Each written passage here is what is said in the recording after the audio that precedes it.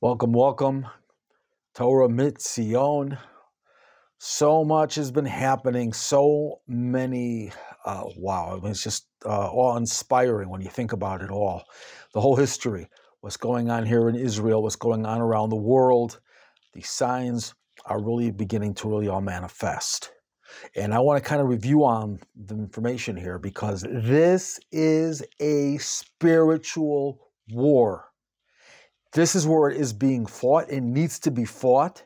And of course it needs to be fought down over here in this physical world too, with all the army, with all the soldiers.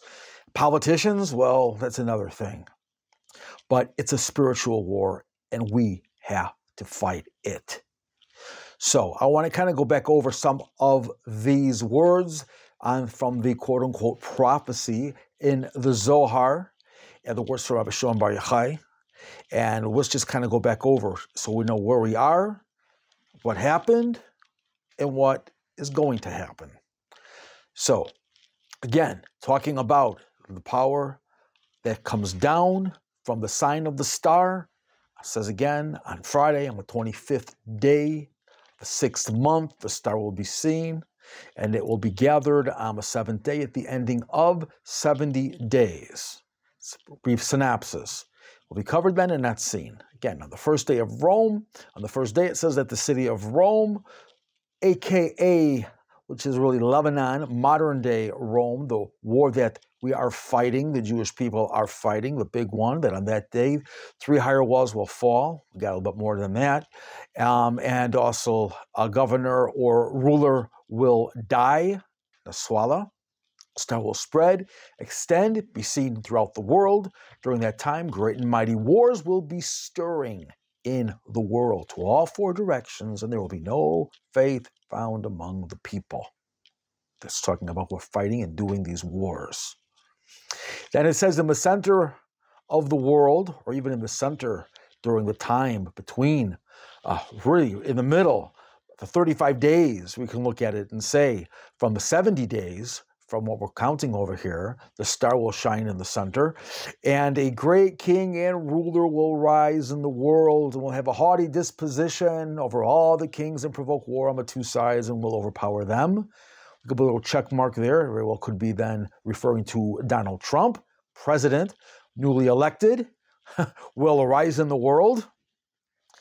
See the other video about more information about this. Then we get into the interesting part, which is going to happen in less than 2 weeks, which is more than even less than a week and a half.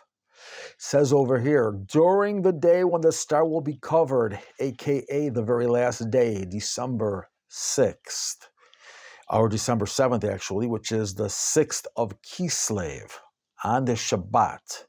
It says that the Holy Land will shudder and shake 45 mil, which is a little bit less than 45 miles, around the area of the temple. And the cave underneath the ground will be revealed, and from that cave will emanate a fire to burn the world. And from that cave will grow one great lofty branch that will dominate over the entire world, and the kingdom will be granted to him. The holy high ones, the righteous people who will be living at this time will be gathered to him. Then Mashiach will be revealed in the entire world, and the kingdom will be granted to him. This is what we're leading into. This is the next stage. It hasn't happened yet, but we're still right now on cue. Let's just understand, this is less than 2 weeks, but let's take a look at our current situation.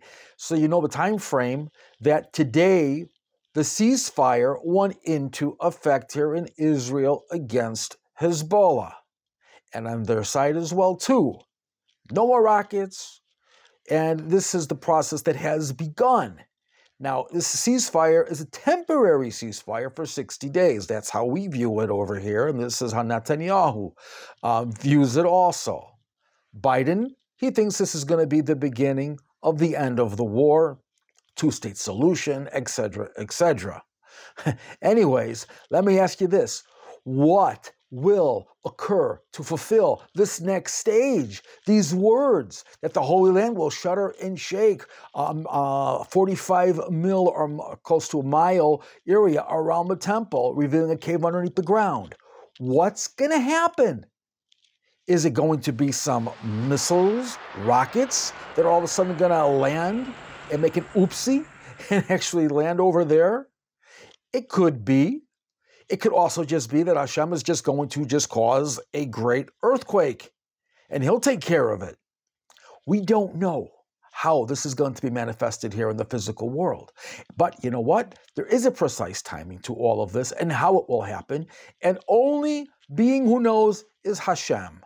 However, on our side, we need to be steadfast in our faith that this will happen on the Shabbat of the Parsha of Vayetze, which opens up with the events of Yaakov's dream of the ladder and also the very holiness of the place, the Temple Mount, Har Habayit, Beit HaMikdash, which he refers to as the gate of heaven. All of these events, you have to understand, are a continuation of world's history. The world's history. It will eventually lead, Hashem has a purpose for it all, and it will eventually lead to the fulfillment of Hashem's ultimate divine plan, the final redemption. This includes the children of Israel's subjugation. And this is by the four kingdoms. And who are the four kingdoms? We have again listed. We have Bavel, we have Babylonia, we have Persia, we have the Greek, and we have Rome. However, ancient text talks about even a fifth kingdom in the end of days, which is talking about the children of Yishmael, aka the Arabs, the Arabic kingdom. But this is written. And look at this, in the end of the very last pasuk or verse of the Parshat of Hayasara in Bereshit, we're talking 25, that's chapter 25, verse 18. And there it is written, Vayishkanu mechavila ad shor asher al pnei Mitzrayim bo'aha ashura al pnei kol echav nafal. Translates. And they dwelt, talking about the children of Yishmael, because the previous verse talks about the death of Yishmael. So it says they dwelt from Havilah to Shur, which borders on Egypt, going towards Ashura, Syria, before all his brothers, or upon, al penei, on the face of all his brothers, nafal, he fell. That's the literal translation. And our commentary, the Baal HaTurim, quickly points out and says that this is referring to the downfall of the Arab kingdom and of the power of Yishmael, including his Sar in the heavens, his heavenly angel that is his chief, that he is going to be massively demoted and will suffer the downfall. And he'll be cast down, and therefore the whole nation will also fall. That entire kingdom will fall. Putting it all into perspective, let's also take a look at the dream. Let's go look into Daniel chapter 2. And here we're talking about Nebuchadnezzar and the dream I'm pretty sure everybody's familiar with. And if you're not, take a look over there. It's talking about the dream of the idol that he saw, head of gold. Then you also have the silver, you have the copper, you have the iron as it goes down. Then you also have the feet, which are mixed with iron and clay. So all of this is a representation that he sees. And of course, Daniel is the one who was able to get the dream, see the dream, that Hashem gives him to see and to its proper interpretation. We have the words over here. Daniel answered the king, and he said, the secret that the king asks, no wise men, astrologers, necromancers, or demonologists can tell the king. But there is Hashem, God in heaven who reveals secrets, and that the king asks. No wise man, astrologers, necromancers can answer this. Only Hashem. He's the one who reveals the secrets. He lets the king Nebuchadnezzar know what will be at the end of days. That is your dream and the visions that you saw upon your bed in your head. So let's jump here. It talks about the toes and the feet were partly iron and partly clay. For part of the kingdom, he translates or he interprets and says, and they will be strong and part of it will be broken. And what you saw, iron mixed with clay, meaning that they will mingle with the seed of men, but they will not cleave to one another. These type of kingdoms, as iron does not mix with clay. We're literally talking about the Roman Empire, or in this case, Christianity and that of Islam. This is what we're talking about over here. And it says, and in the days of these kings, the God of heaven will set up a kingdom forever, and it will not be destroyed, and the kingdom will not be left to another people. It will crumble and destroy all these other kingdoms, and this kingdom will stand forever. Talking about Israel, talking about the Torah. The king replied to Daniel and said, truly your God is the God of all the gods and the master of all the kings, and he reveals secrets, being that you are able to reveal this secret. Now, after he did all of this, what does he do? He builds an idol. Not so smart, but he built an idol. Nebuchadnezzar cried out, and he said, blessed be the God of Shadrach, Meshach, and Abednego. Who we're talking about is Hananiah, Mishael, and Azariah, the companions of Daniel, because they were saved. They didn't bow down to this idol, and they were tricked, and they were duped, and they were thrown into the fiery furnace. Malach came, Gabriel, is how our sages explain it, saved them, as Hashem wanted them to be saved, and sent Gabriel down to do that.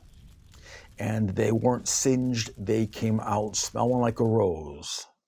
But those who threw him in, the fires burned them up immediately, even before they got near the fiery furnace.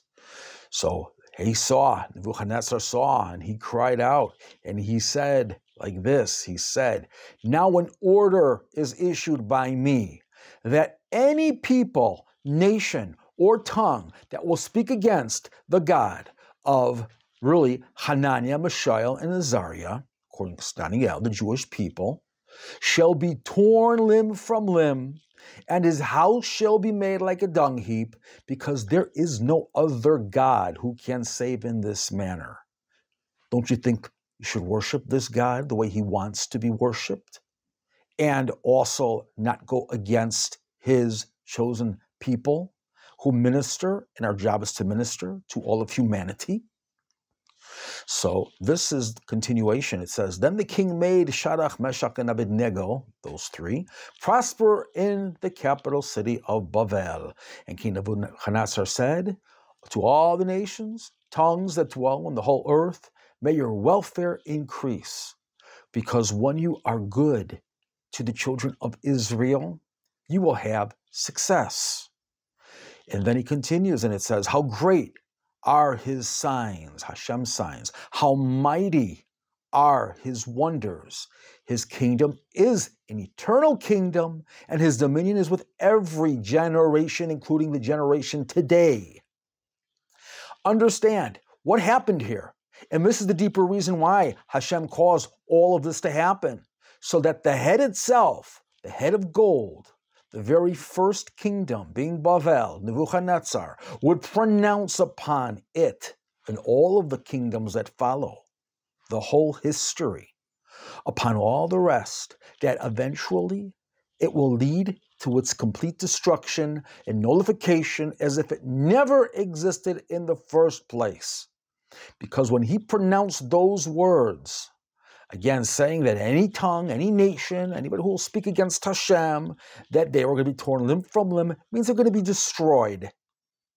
And this is exactly what stands today. The world has to know this, and those nations have to understand this and know this. They are following a wrong path, and they are going down in their own destruction. And it's going to happen sooner, more sooner than later. Now let's go take a look again. Also what happened to Nebuchadnezzar in chapter 4. His second dream, he saw this incredible tree. He saw how everybody's being nourished by it, and the animals and the nations. And then again, the Holy One comes and says, chop it down, just leave a stump. But eventually, it's Nebuchadnezzar until he humbles himself, and then he comes back to his senses, because everything that Daniel told him about this dream happened, where he had to go out and literally go out like an animal, like in the field, because he raised his eyes. After experiencing all of these great holy things, all of a sudden, he goes ahead and reaches a certain arrogance, a very high arrogance, forgetting Hashem. Hashem put him back in his place. But after that, after years, he raised his eyes, and his mind came back, his intellect of a man, and he was ecstatic. And it says, by the decree of the wakeful ones is the matter, and the word of the holy ones is the edit, in order that the living should know that the Most High, Hashem, rules over the kingdom of man, and to whom he wishes he gives it, and to the lowest of men he sets upon it, meaning the humble ones. Continuing, now I, Nebuchadnezzar, praise and exalt and glorify the King of heaven, whose works are all true, and whose ways are just, and who can humble those who walk in arrogance. Yes, Hashem can humble all of the great rulers and kings, and will do so if they don't accept his way of serving. So in chapter 5, we'll read over here, we have now his grandson, King Belshazzar, says he made a great feast for his and 1,000 dignitaries, and he drank as much wine as the 1,000. Why did he make the feast? Our sages teach us because he thought that the 70 years was over, and therefore that he knew about the decree that the Jewish people are going to be returning, and something miraculous is going to happen, causing their return and the downfall of Babel. But it didn't happen according to his calculations, so he was ecstatic and made this great feast. Belshazzar said, with the counsel of the wine, to bring the golden and silver vessels that his father Nebuchadnezzar, which is really his grandfather, had taken out of the temple that was in Jerusalem, that the king, his dignitaries, his queen, and the concubines should drink from them. And guess what? They drank. They drank from them. They praised the gods of gold, copper, iron, wood, and stone. Did it their way. And at that time, the fingers of a human hand emerged and wrote opposite the candelabrum, some say that is the menorah, on the plaster of the wall of the king's palace. And the king saw the palm of the hand that was writing. Then the king, his color changed, he turned pale, and his thoughts frightened him, and his belts of his loins became untied, and his knees knocked one against the other. Basically, meaning that he had an accident. He was that afraid. Now let's take a look, and it says like this, when he saw this, it says over here, let's jump to verse 22, but you, his son, because they called Daniel to interpret, didn't know what the writing was, what it meant. However, when Daniel came, he started speaking, saying, you know what? I'm going to tell you what the words are, but you promised gifts, you can keep your gifts, because this is a serious prophecy. And he said, your father, he was the one, he acknowledged Hashem in the end. And when he got arrogant, Hashem humbled him, but then he praised Hashem. But now you, his grandson, son, Belshazzar, you did not humble your heart in view of the fact that you knew all this. You knew what happened to your grandfather. And you had the audacity to blaspheme, to use the holy vessels from the Beit HaMikdash, from the holy temple. So it says over here, but over the Lord of the heavens, you exalted yourself in the vessels of the house they brought before you. And you, your dignitaries, your queen, and your concubines drank wine in them. And you praised gods of silver and gold, copper, iron, wood, and stone, which neither see, nor hear, nor know, but the God in whose hand is your soul, and in all your ways you didn't glorify? So from them before, the palm of the hand was sent forth, and it inscribed this writing. In Hebrew, Menei, Menei, Tekel, Ufarsin. Translates, Hashem has counted your kingdom and has brought it to an end. And the gematria of those words, by the way, is 1118, which is the same gematria as the refrain, the proclamation, Shema Yisrael, Adonai Eloheinu, Adonai Echad. Hear, O Israel, the Lord is our God, the Lord is one. This is the idea behind it, because everything is going to bring that reality to the forefront, and everybody will know it. So, keep these words in mind. Now let's go actually now to chapter 6 also. Go to the Persian king who came and killed Belshazzar, and who actually was a friend for the Jews for a period of time, especially with Daniel, was on his side. So here he says, after what happened and the edict that was feigned in order to trap Daniel, where he was thrown to the lions in the lion den, the very famous story. So he said over here in verse 27, before me an order is issued that the entire dominion of my kingdom, everyone should quake and be awestricken before the God of Daniel, for he is the living God, and he exists forever, and his kingdom will not be destroyed, nor will his dominion ever finish until the end of time. There's no end of time, so it will never finish. Continuing in verse 28, he saves and rescues and performs signs and wonders in heaven and on earth, who saved Daniel from the hands of the lions. All at the end were shown the truth by Hashem, and they all extolled and acknowledged his greatness, the greatness of Hashem. But now, history repeats itself. Let's take a look at Psalms 83 or Tehilim, Pei Gimel. I want everybody to really see this and pay attention to what's here. And I will hopefully do a video on many more of the secrets within it. But let's just take a look at verse 6 or Pasuk Vav, where it says, Ki no atzulev yachdav alecha barit yichrotu. Translates, for they have taken counsel with one heart against you, meaning Hashem. They form a covenant, a pact. Behold, this is our current situation today that never was before in history on this scale. We literally have over 100 countries. We have, again, right now, what's going on with the United Nations and their decree calling Israel war criminals and calling our prime minister and even our former defense minister criminals. They're going to arrest them. Genocide. And we know who the nations are. You can see them very clearly. But all of them are jumping together right now. They're all jumping on the same bandwagon. And it's going to be to all of their demise. And I don't think they're going to be able to get off of it at this point. But take a look at the gematria of this pasuk, of this verse. Kino atzu lev yachdav alecha barit yichotu. Gematria is 1,690. Can you believe it? Oh, you don't know what that means yet. So let me kind of go and decode that a little bit for that. There is another gematria, by the way, which is called the gematria Ophanim. I'm not going to explain that. You'll have to look it up later on.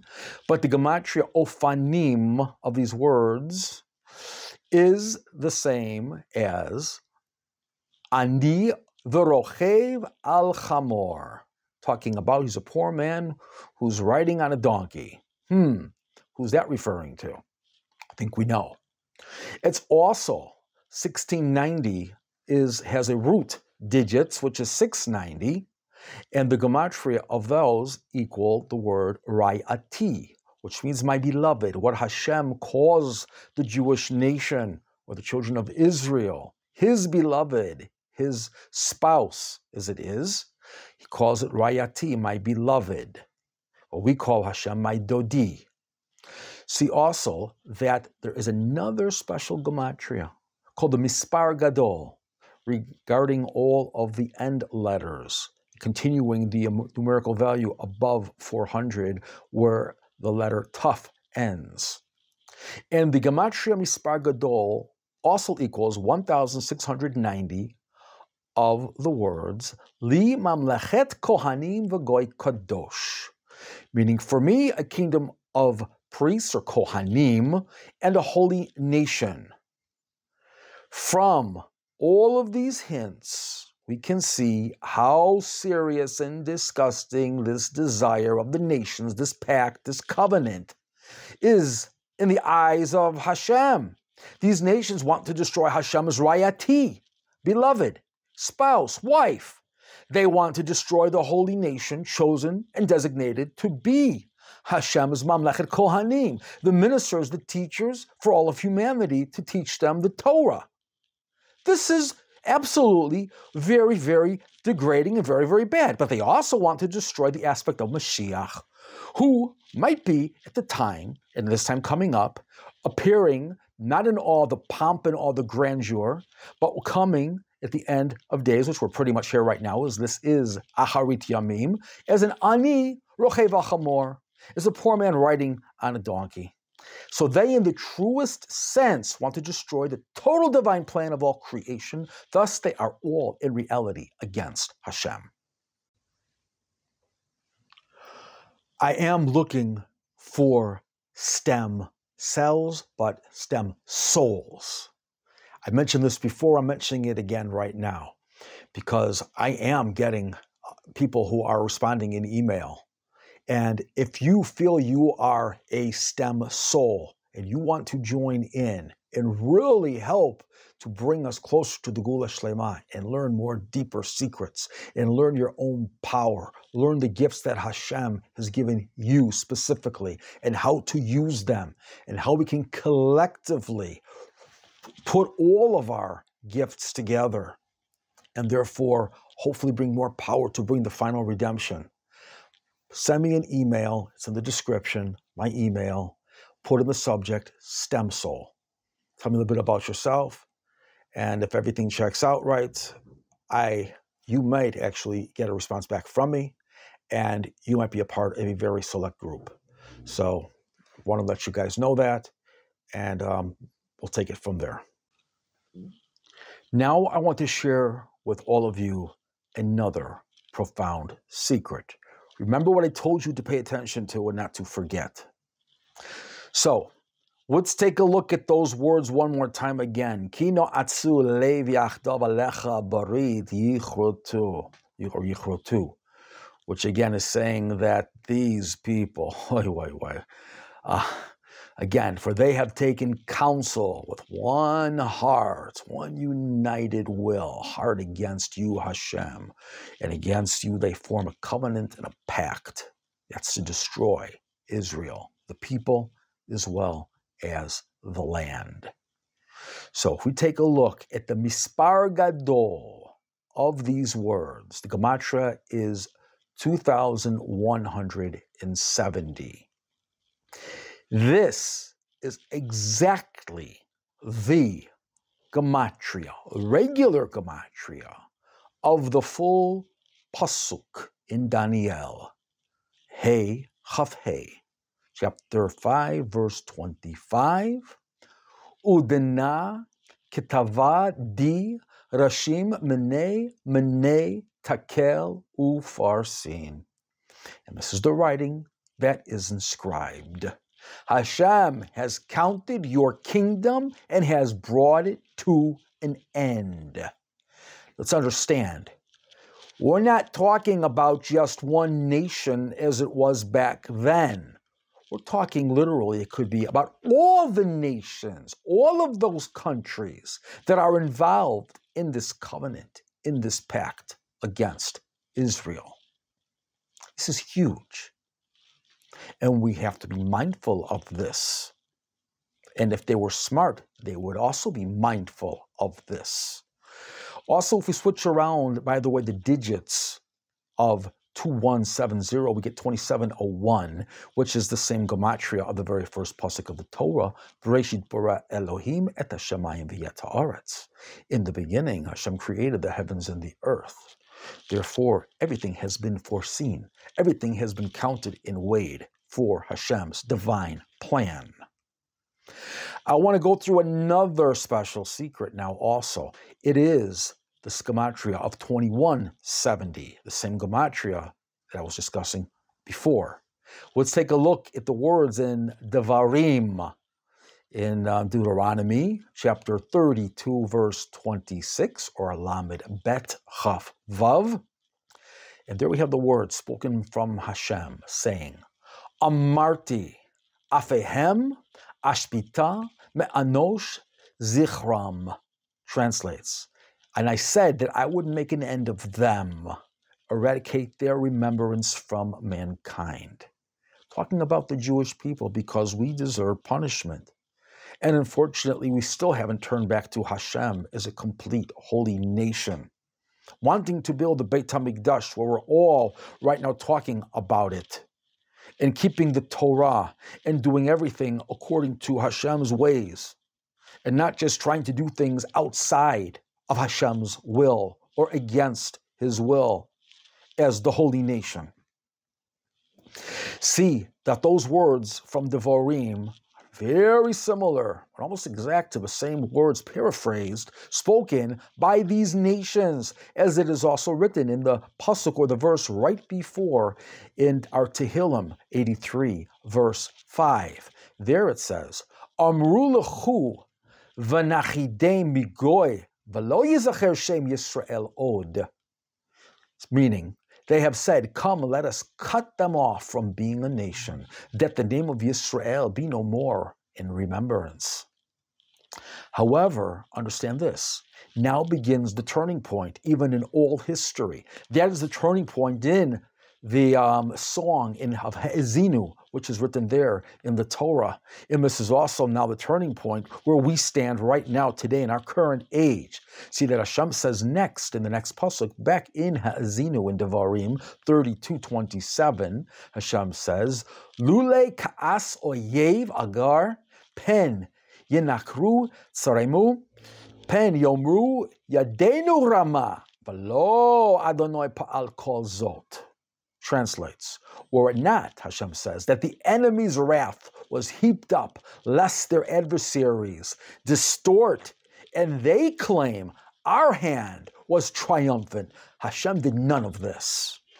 So therefore, they think that they are victorious over this forsaken people, forsaken country called Israel. Understand, this is our exact place where we stand in history. This is our exact place this year in the pasuk, in history song, Ha'ezinu. Behold the secret of this exact parak in pasuk, which in 32:26 is the gematria. 32, which is the heart. 26 is a hint to Hashem's name, Yud-Kei Vav-Kei, Hashem's holy name of Rachamim, of mercy. However, there are so much more to explain about these secrets. And I hope to do those in the other videos coming up very soon. But put all of this to heart. Spread this information. Subscribe and share, because this is very special Torah that you need to know, the world needs to know, needs to hear, even our enemies, so they can put things in perspective if they're able to, and be saved, quote unquote. Okay? Have this salvation and be a part of the final redemption. Hashem doesn't want the death. Hashem wants life. Let's give it to him. Remember again that it is absolutely power comes from humility. And it is humility that brings us closer to Hashem. Never forget. See you next time.